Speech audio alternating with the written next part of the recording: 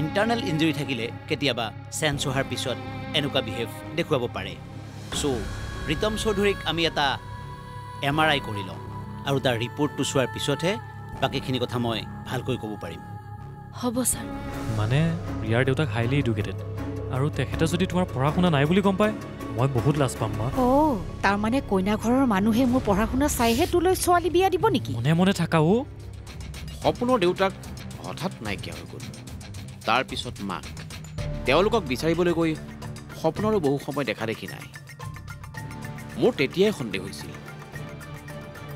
প্ৰীতম চৌধুৰীক তেওঁৰ অতীতৰ বিষয়ে মনত পেলাই দিবলৈ চেষ্টা নকৰিব পাৰিলে আপোনালোকৰ পৰিচয় তেওঁক নিদিব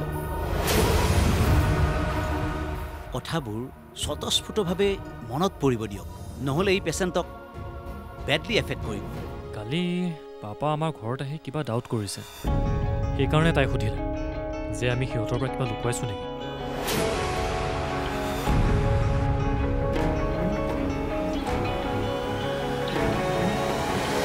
তই তেতিয়া কি কলি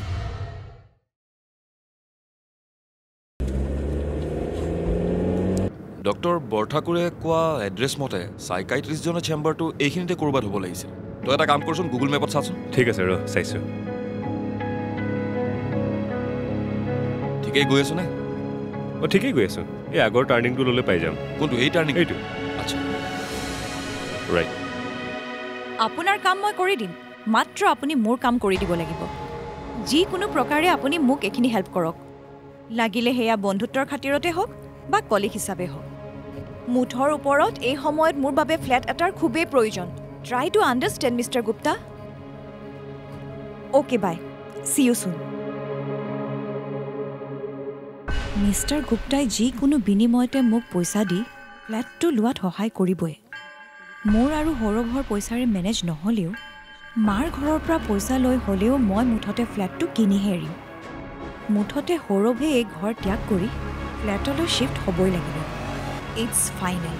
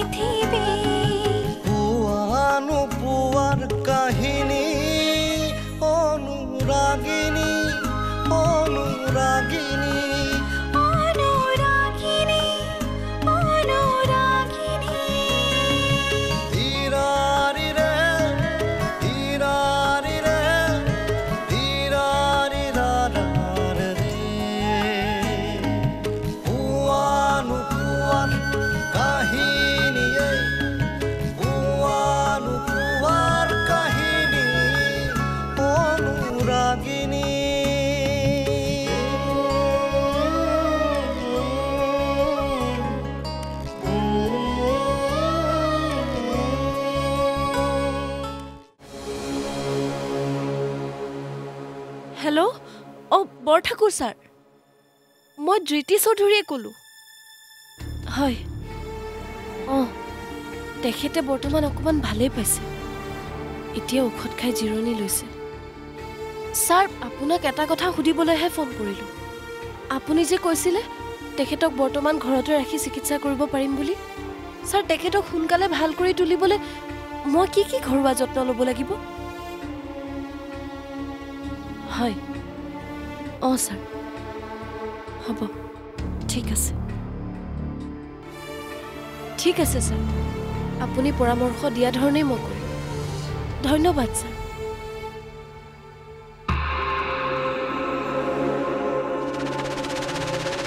হয় ৰাখিছোঁ ঠিক আছে জেঠাই প্ৰীতম ক'ত তেখেত ৰুমতে আছে অলপ জিৰণি লৈছে প্ৰীতমে ৰুমত জিৰণি লৈছে আৰু তুমি ইয়াত ফোন কৰি আছা নিজৰ মানুহজনৰ প্ৰতি তোমাৰ বাৰু অকণমানো দায়িত্ববোধ আছেনে জেঠাই দায়িত্ববোধ থাকিলেনো প্ৰীতমৰ এই অৱস্থা হয়নে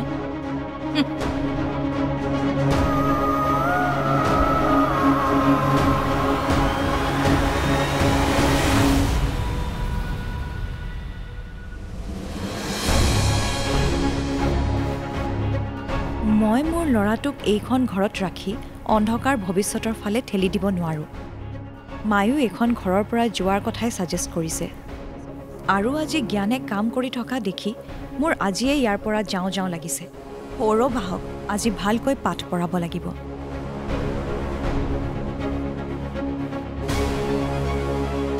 প্ৰীতমো যিহেতু সুস্থ হৈছে, গতিকে সৌৰভক কনভিন্স কৰাটো এইবাৰ কঠিন নহ'ব। চাওক, চকুকেইটা বন্ধ কৰক। কৰকচোন এনেকৈ মোলৈ চাওক। হ'লনে? আৰে বন্ধ কৰক আকৌ।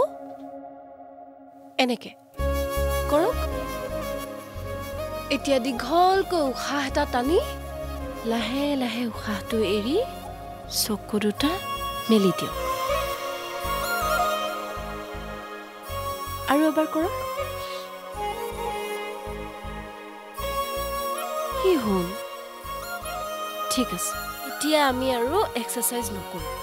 এতিয়া আমি ফটো চাম, হ'ব? এয়া কোন?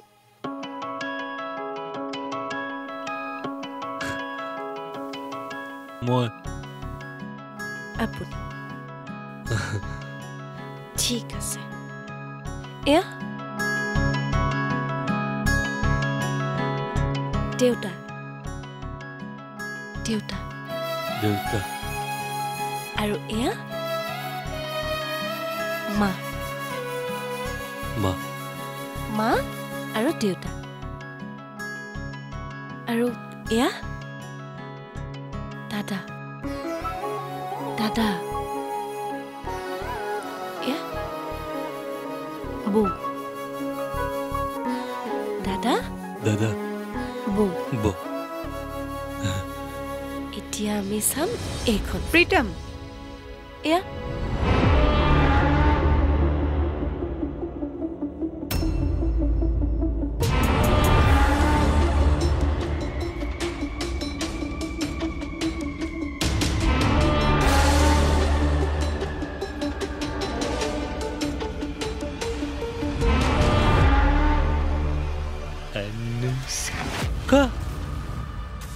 য়েছ প্ৰীতম।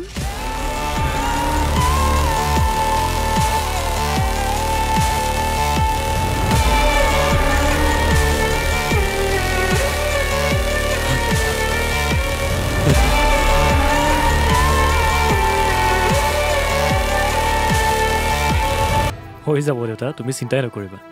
আৰু কিবা হেল্প লাগিলে প্ৰিয়াৰ পাপাটো আছেই। এই দেউতাৰ কিমান অসমৰ্থ বুলি নাভাবিবি সপোন যে মই বিয়ৈৰ সহায় লৈ তোৰ বিয়া পাতিম। মোৰ শিক্ষকতা জীৱনত উপাৰ্জন কৰা আটাইখিনি সাঁচতীয়া পইচা দৰকাৰ হ'লে মই তোৰ বিয়াত খৰচ কৰিম। প্ৰীতম সম্পূৰ্ণভাৱে সুস্থ হৈ নুঠালৈকে তুমি এইখন ঘৰত থাকিয়ে প্ৰীতমৰ চিকিৎসা কৰা। তোমাৰ ইয়াত একো অসুবিধা নহয়, মোৰ ওপৰত বিশ্বাস ৰাখা।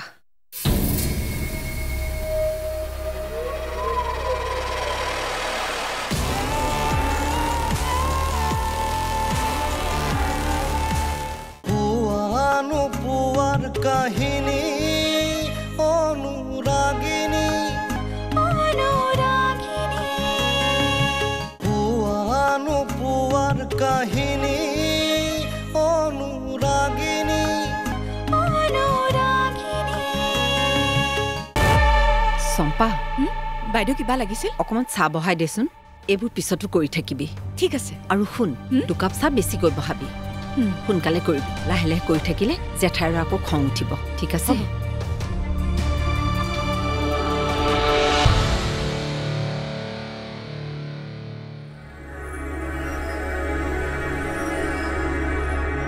সপোন চাবি দেই, গাঁৱৰ যাতে এঘৰো মানুহ বাদ পৰি নাযায়। একেবাৰে আলিমূৰৰ পৰা লিখি আহ। লিখিছোঁ দেউতা। তই মই 2 এদিনতে মানুহখিনি মাতি আহিম, বুজিছ? ঠিক আছে। দূৰৰ মানুহখিনি শুনতে মাতিম দে। হ'ব। এই বিয়াৰ চিঠিখিনিও ছপাব দিব লাগিছিল নহয়? প্ৰিয়া আৰু মোৰ চিঠিখিনি এটা প্ৰেছতে ছপাব দিছোঁ, আৰু ডিজাইনটো প্ৰিয়াই কৰিছে। ভাল হৈছে দে। এনেকৈ লাগি ভাগি কামখিনি কৰিব লাগিব আৰু। দিন বেছি নাই, কিন্তু কাম ঢেৰ আছে। হৈ যাব দেউতা, তুমি চিন্তাই নকৰিবা। আৰু কিবা হেল্প লাগিলে প্ৰিয়াৰ পাপাটো আছেই। এই দেউতাৰক ইমান অসমৰ্থ বুলি নাভাবিবি সপোন যে মই বিয়ৈৰ সহায় লৈ তোৰ বিয়া পাতিম মোৰ শিক্ষকতা জীৱনত উপাৰ্জন কৰা আটাইখিনি সাঁচতীয়া পইচা দৰকাৰ হ'লে মই তোৰ বিয়াত খৰচ কৰিম কিন্তু মই হাত নাপাতো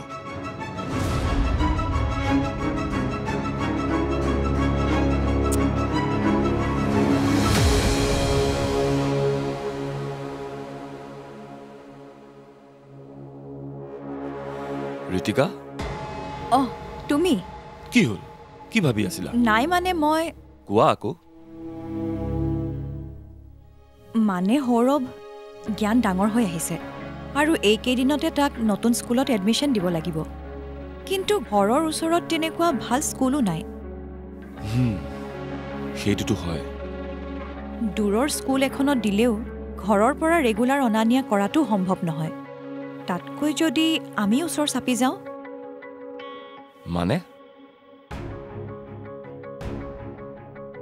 মানে মোৰ ইঞ্চুৰেঞ্চ অফিচ আৰু তোমাৰ বেংক দুয়োটা আমাৰ ঘৰৰ পৰা যথেষ্ট দূৰত আমি বাৰু ইমান দিনে তেনেকৈ কষ্ট কৰিয়ে ঘৰৰ পৰা অহা যোৱা কৰিছোঁ কিন্তু আমাৰ সৰু ল'ৰাটোক ইমান কষ্ট দিব নোৱাৰোঁ তাৰ বয়স হৈছেনো কিমান আৰু তুমি জ্ঞানক স্কুললৈ নিবা নে মোক অফিচ থবা নে নিজে বেংকলৈ যাবা টাইম মেনেজমেণ্ট বুলিওতো কথা এটা আছে গতিকে আমি জ্ঞানৰ স্কুলৰ ওচৰত আৰু আমাৰ অফিচ ৰোডত ফ্লেট এটা ল'লে সুবিধা হ'ব নে কি কোৱা সৌৰভ কথাটো অৱশ্যে তুমি ঠিকেই কৈছা কিন্তু ঋতিকা ঘৰখন এৰি যাবলৈ মন নাযায় দেখোন বাৰু তথাপি মই এবাৰ চিন্তা কৰি চাম ৰ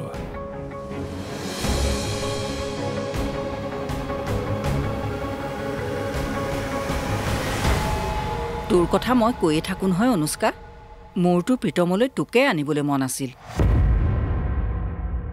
মই চাকৰি সূত্ৰে সপৰিয়ালে গুৱাহাটীলৈ আহিব লগা হ'ল নহ'লে যোৰহাটৰ সেই গাঁও এৰি এই যান্ত্ৰিকতাৰে ভৰা পৃথিৱীলৈ কাৰ আহিবলৈ মন যাব বাৰু সেই যি আহিলোঁ তাৰ পিছৰ পৰাই তোমালোকৰ লগত সম্পৰ্ক নোহোৱাৰ নিচিনাই হ'ল ময়ো মা দেউতাৰ মৃত্যুৰ পিছত গুৱাহাটীৰ বৰ্ডিং স্কুলতে পঢ়া শুনা কৰিলোঁ এতিয়া চাকৰিও ইয়াতে দাদাও ইয়াতে ছেটেল হয় দিয়া মানুহৰ যে জীৱনবোৰ আজি আছে কাইলৈ নাই যি হ'ল হ'ল আৰু দে তই এতিয়া সেইবোৰ ভাবি নাথাকিবি আমিবোৰ আছো নহয় বোৱাৰী নহ'লে কি হ'ল এইখন ঘৰত তই ছোৱালী হৈ থাকিবি তাকে তোমাৰ দেউতাৰা আছিল মোৰ একালৰ বন্ধু আৰু তুমি হ'লা প্ৰীতমৰ একালৰ বান্ধৱী গতিকে এইখন ঘৰ তোমাৰ নিজৰে তাকে এতিয়াতো আপুনি প্ৰীতমৰো ডাক্তৰ গতিকে প্ৰীতম সম্পূৰ্ণভাৱে সুস্থ হৈ নুঠালৈকে তুমি এইখন ঘৰত থাকিয়ে প্ৰীতমৰ চিকিৎসা কৰা তোমাৰ ইয়াত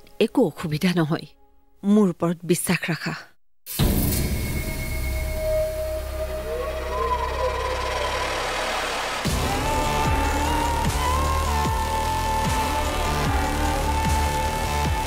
মইতো ভবাই নাছিলোঁ যে ডাক্তৰ অনুষ্কা বৰুৱাই প্ৰীতমৰ সৰুকালৰ ফ্ৰেণ্ড হ'ব পিছত কেনেকৈ গম পালা চেম্বাৰলৈ গৈ তাইক দেখাৰ পাছত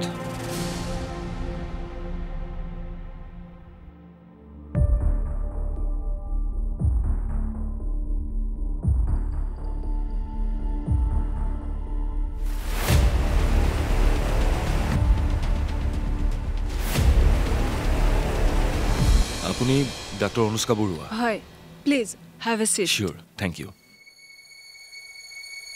আপোনাক মই ক'ৰবাত দেখা যেন লাগিছে তাকেই মোৰো ক'ৰবাত দেখা দেখা যেন লাগিছে দেখিলেতো দেখা দেখা লাগিবই মানে মোক চিনি পোৱা নাই পংকজ দা আৰে এইচোন মোৰ নামো জানে সৌৰভ দাৰ নামো জানে কি আচৰিত ভনীয়েককো চিনি পোৱা নাই কি ককায়েকহে আপোনালোক মই আন্নু মানে যোৰহাটৰ ৰজা দুৱাৰৰ অনুষ্কা বৰুৱা কি Yes, and a psychiatrist by profession.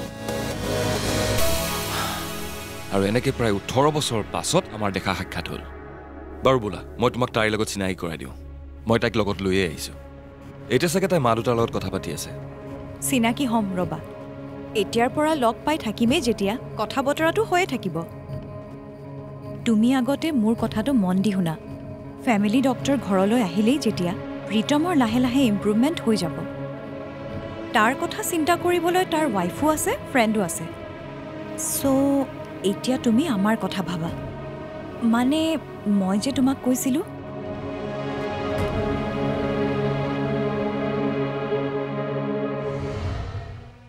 এইটো লোৱা কাম নকৰিলেও নেক্সট মান্থৰ পে'মেণ্টটো মই কৰি দিছোঁ তোমাৰ কামত আহিব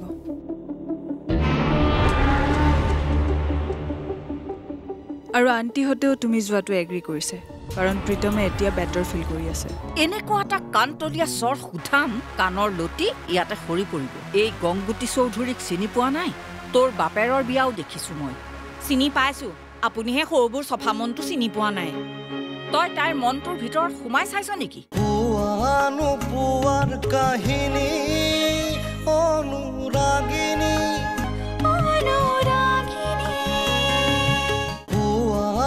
পোৱাৰ কাহিনী অনুৰাগিনী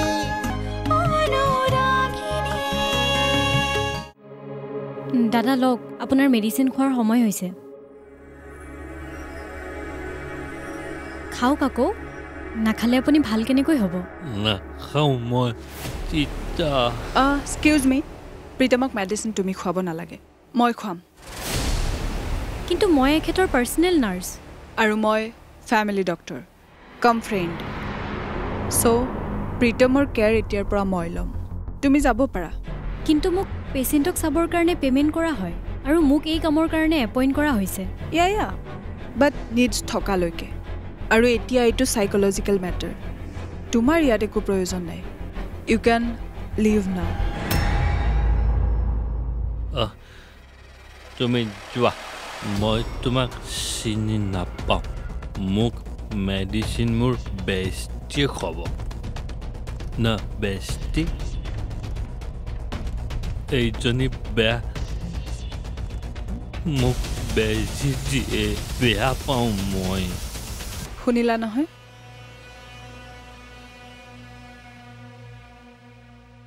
এইটো লোৱা কাম নকৰিলেও নেক্সট মান্থৰ পে'মেণ্টটো মই কৰি দিছোঁ তোমাৰ কামত আহিব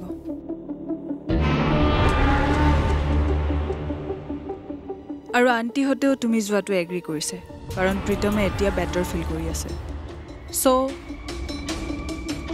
ঠিক আছে মই আহিছোঁ টেক কেয়াৰ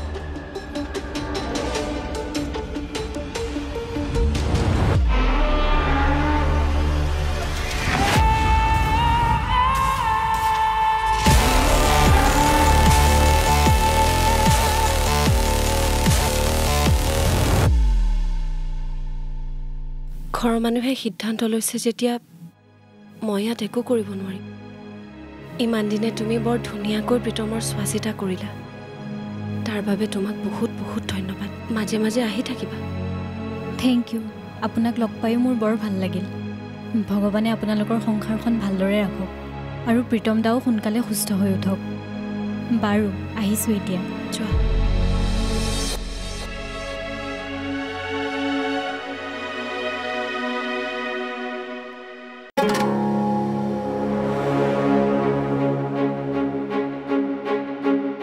জেঠাই অ' জেঠাই জেঠাই অ' ইমানকৈ টেটু ফালে চিঞৰি মৰিছো কিয় আপোনাৰ লগত কথা পাতিবলৈ মন গৈছে সেইকাৰণে আকৌ মোৰ কিন্তু তোৰ লগত মুখ চুপতি মাৰিবলৈ একেবাৰে মন যোৱা নাই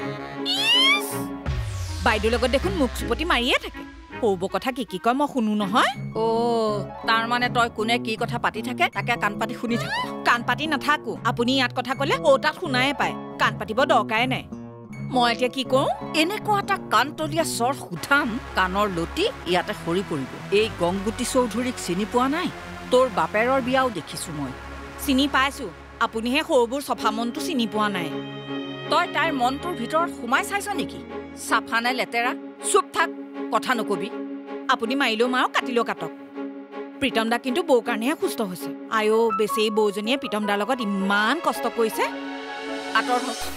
আঁতৰ হ ইয়াৰ পৰা জেঠাই কি কৈছো শুনিছনে নাই আঁতৰ হ